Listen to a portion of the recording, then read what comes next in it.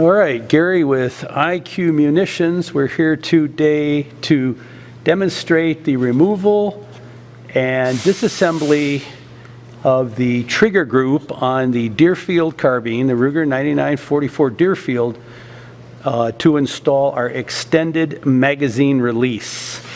This is an unfinished prototype. We haven't Cerakoted it yet, but you get an idea as to what it looks like, the extended mag release. So this is a moderately difficult removal and installation, and we're going to go through it step by step and hopefully clarify some of the do's and don'ts to make this removal and installation as painless as possible. So as always, anytime when you work on a firearm, first thing you do is you make sure you clear the gun, clear the action to make sure there's no ammunition in the chamber. Okay, next we're going to remove the one retaining screw that holds the trigger group in place.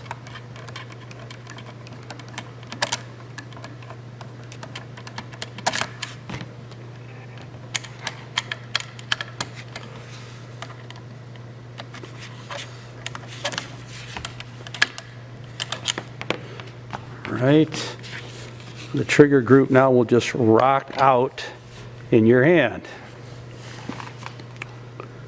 So, the next very important step, as you can see here, I have taken the trigger itself and I've secured it to the trigger guard with some electrical tape. You could use a zip tie or anything, but you definitely want to secure that back.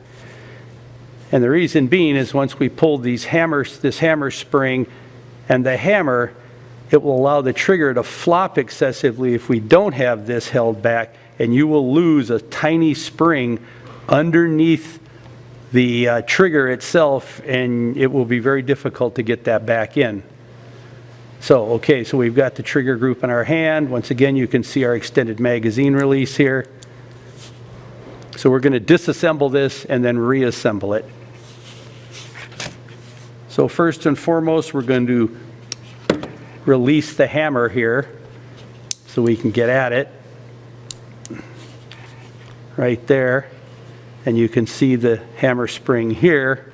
So we have to take the pressure off of the hammer by lifting these springs off of this roll pin with grooves in it. So we're going to do that, release that pressure, and when you do this you want to be really careful because these things can spring and end up halfway across the room and you can lose them. So when you do this, it's a good idea to put your thumb on top of it. You can take a pair of needle nose, or you can even use a small screwdriver and get underneath it and pry it off like that. So now there's the hammer spring and it just picks up right there. And you can lay that aside right there. That's what that looks like. Okay, next. We're going to push out the pin that retains the hammer, but it also retains the magazine release. So and it slides out easily. We're just going to slide that out, and the hammer comes right out like that. And we'll pull that out just a little bit farther.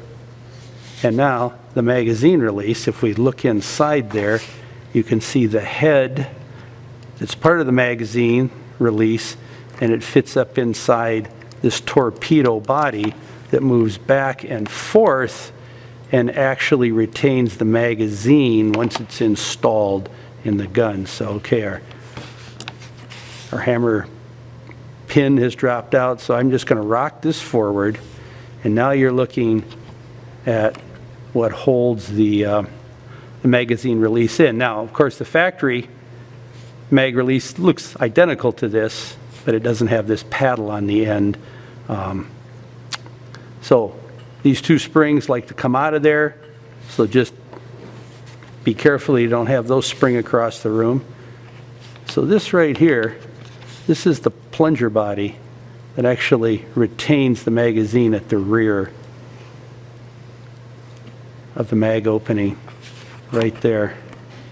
So, and interesting thing about that this thing is machined on a slant like this.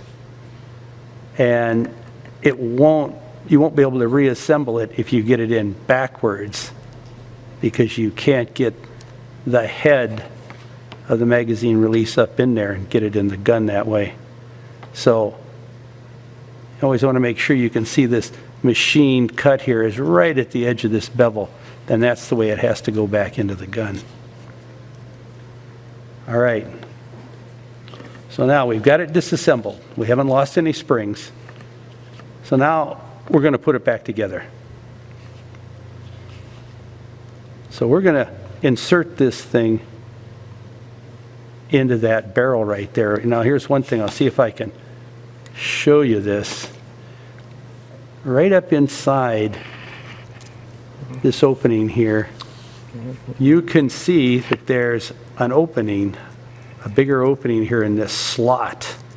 And that's where the head of the magazine release has got to fit into that opening right there and engage this pin, this bolt, so to speak, that slides back and forth and locks your magazine in place. So we're going to stick that right in there like that, and we're going to line the hole in this cylinder piece here with that opening. So now we're going to take our extended magazine release, and you can see these two springs here. There are two very small, difficult to see, very shallow pockets right on both sides there that those springs have to sit in so that the magazine release can function smoothly, properly. And so you kind of get this thing at an angle like this.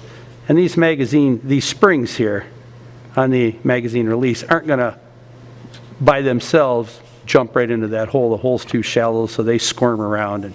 But we'll show you how to deal with that here in a minute. So I'm just going to take this, and I'm going to kind of buttonhole that in there. So the head of the magazine release, as you can see, is dropped right inside this sliding bolt that goes back and forth to lock the magazine. So then I'm going to rock this thing up in here, as you can tell, and I take my pin and I'm going to temporarily put that pin in place. Obviously, lineup's pretty critical to get it to go through. There we go. And the reason I'm going to retain that temporarily is so if I look down in there,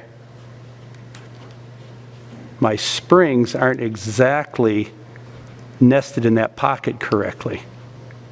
So I'm going to take this fine-bladed screwdriver. Back off. Right there. Right there. I'm going to take this screwdriver here, and I can push this back and forth. And you can look up in there. Well, I'll tell you what, as luck would have it, the head of the spring on the left is in the pocket. The one on the right isn't entirely in the pocket. So we're just going to take a fairly fine-bladed screwdriver. I'm just going to manipulate this just a little bit. There we go. It's popped forward. It's still not in place, but there we go. Okay, so it's not terribly easy to see, but if those things weren't in the pocket, I wouldn't, be able to manipulate this thing the way I am. So those things are locked in the pocket at this time. So that's one of the tougher parts about reassembling this thing, is getting those springs in there. And sometimes it takes 3 or 4 or 5 attempts to get them in those little pockets. But if you don't get them in the pocket, your magazine release won't function. All right, so we've got this nested back together. So our next step, and now take a look at those springs one more time. They're in there, as they should be. So now I'm going to put the hammer back in place. So once I get those springs nested properly, I can remove this pin, and they really don't want to jump out of there. I just remove it to a point so I maintain my lineup with the magazine release. Now I'm just going to take the hammer and insert it into the channel there and kind of wiggle it back and forth, and there you go. Look at that. That's pretty straightforward. So you can see the hammer's back in place. All right, now we've got to get the hammer spring hooked up again. And this is where you can launch these springs every which way if you don't maintain control of this. All right, so the legs of this hammer spring have to fit right in this little cup in here. And it's a pretty pronounced divot. So once they get in there, they want to stay, but it's getting them in there. So we'll make an attempt here. Sometimes it goes easy, sometimes it doesn't. So you just kind of let this thing rock down here. Okay, so you splay the legs of the hammer spring out so it rides on the outside of the trigger assembly. Then you take the legs here, these short legs, and it's like a mouse trap. It's not easy to do.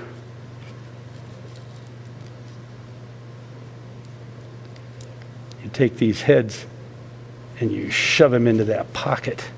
There you go. You can see those springs. The legs of those springs are in the pocket. Now you need to make sure you hold this down with your thumb here.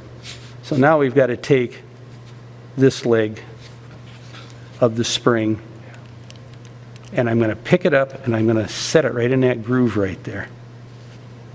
So I'm going to hold this whole thing down with my one thumb, and I'm going to lift this, and I'm going to set it right there. Now you still can't let go of it. If you let go of it right now, the whole thing will blow up. So now I'm going to come over to the other side, and I'm going to take my pliers and pick this leg up and set it in the groove right there. Now this pivot pin that the hammer spring rides on isn't centered, so I'm barely hooked on this side. I just need to tap that over. As you can see, they're resting here and here, so you have to get this centered up here, that pin. And as well, right now, this pin here isn't centered, so I need to push it over, tap it lightly so that it sticks through on both sides. There you go. Right there and there. Okay, so this thing's ready to reinstall in the gun. So I'm going to go ahead and just buttonhole this back into place. Right there. We're going to install the screw. Now, one thing we found out from experience, it's very important that these screws are tight. I mean, pretty darn tight into the receiver to hold the stock to the receiver, because if they're not, under the force and the vibration of recoil, you will get movement between the stock and your trigger assembly here, and it will actually cause the magazine to drop out. Yeah, you've got the barrel's got to be tight, so you've got to make sure these two screws are good and tight. Otherwise, the magazine can jettison itself right out of the bottom of the gun when you least expect it. So, there's a factory magazine. I'll just put this right in there, like that. All right, now just to show you how easy it is to eject that magazine with the extended mag release, you just push it. Okay, let's do that again.